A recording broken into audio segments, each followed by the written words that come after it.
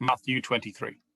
Then Jesus said to the crowds and to his disciples, "The teachers of the law and the Pharisees sit in Moses' seat. So you must be careful to do everything they tell you. But do not do what they do, for they do not practice what they preach. They tie up heavy, cumbersome loads and put them on other people's shoulders, but they themselves are not willing to lift a finger to move them. Everything they do is done for people to see. They make their phylacteries wide and the tassels on their garments long. They love the place of honor at banquets and the most important seats in the synagogues. They love to be greeted with respect in the marketplaces and to be called rabbi by others. But you are not to be called rabbi, for you have one teacher, and you are all brothers. And do not call anyone on earth Father, for you have one Father, and he is in heaven. Nor are you to be called instructors, for you have one instructor, the Messiah. The greatest among you will be your servant. For those who exalt themselves will be humbled, and those who humble themselves will be exalted. Woe to you, teachers of the law and Pharisees, you hypocrites! You shut the door of the kingdom of heaven in people's faces. You yourselves do not enter, nor will you let those enter who are trying to. Woe to you, teachers of the law and Pharisees, you hypocrites! You travel over land and sea to win a single convert, and when you have succeeded, you make them twice as much a child of hell as you are. Woe to you, blind guides! You say, if anyone swears by the temple, it means nothing, but anyone who swears by the gold of the temple is bound by that oath.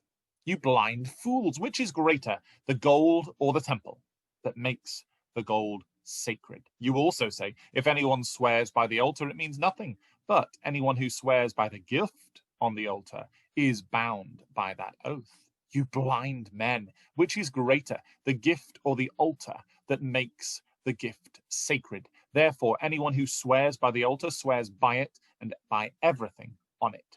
And anyone who swears by the temple swears by it and by the one who dwells in it. And anyone who swears by heaven swears by God's throne and by the one who sits on it.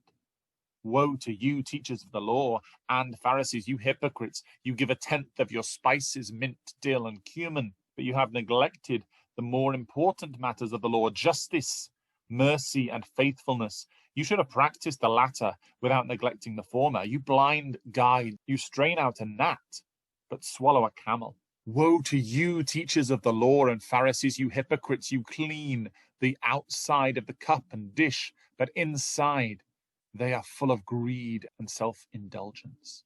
Blind Pharisee, first clean the inside of the cup and dish, then the outside will also be clean. Woe to you, teachers of the law and Pharisees, you hypocrites! You are like whitewashed tombs, which look beautiful on the outside, but on the inside are full of the bones of the dead and everything unclean. In the same way, on the outside you appear to people as righteous, but on the inside you are full of hypocrisy and wickedness. Woe to you, teachers of the law and Pharisees, you hypocrites! You build tombs for the prophets and decorate the graves of the righteous, and you say, if we had lived in the days of our ancestors, we would not have taken part with them in shedding the blood of the prophets. So you testify against yourselves that you are the descendants of those who murdered the prophets. Go ahead then and complete what your ancestors started. You snakes, you brood of vipers, how will you escape being condemned to hell? Therefore I am sending you prophets and sages and teachers. Some of them you will kill and crucify. Others you will flog in the synagogues and pursue from town to town. And so upon you will come all the righteous blood that has been shed on earth, from the blood of righteous Abel to the blood of Zacharias, son of Berechiah, whom you murdered between the temple and the altar. Truly I tell you, all this will come on this generation. Jerusalem, Jerusalem, you who kill the prophets and stone those sent to you, how often I have longed to gather your children together as a hen gathers her chicks under her wings, and you were not willing. Look, your house is left to you desolate. For I tell you, you will not see me again until you say, blessed is he who comes in the name of the Lord. Have you ever been accused of hypocrisy? When I was in college, I was wearing a jacket which had the phrase Christian and proud on the side. I was in an A-level music lesson and the class were standing around the piano. A girl was being mocked for some reason, and she saw me raise a smile. It transpired that she was being mocked for her Christian beliefs. She said to me in front of everyone, "You're a Christian and proud. Why are you laughing?" For a shy teenager who had actually been plucking up the courage to talk to this girl, this was not the turn of events I was hoping for. I had been caught out laughing or smiling with others. I never explained that I didn't know what they were laughing about. To be honest, after being called out in front of a class, my confidence took a hit. I was regularly asked for a Christian perspective on a production's plot or a Christian composer's motivation. In one momentary lapse of an awkward smile, my integrity would need to be worked on again. The Pharisees are seen as the bad guys of the Gospels, but we should bear in mind that we are merely a short hop, skip, and a smile at our own reflection away from emulating them. Pride, despite the modern connotations, is not a virtue.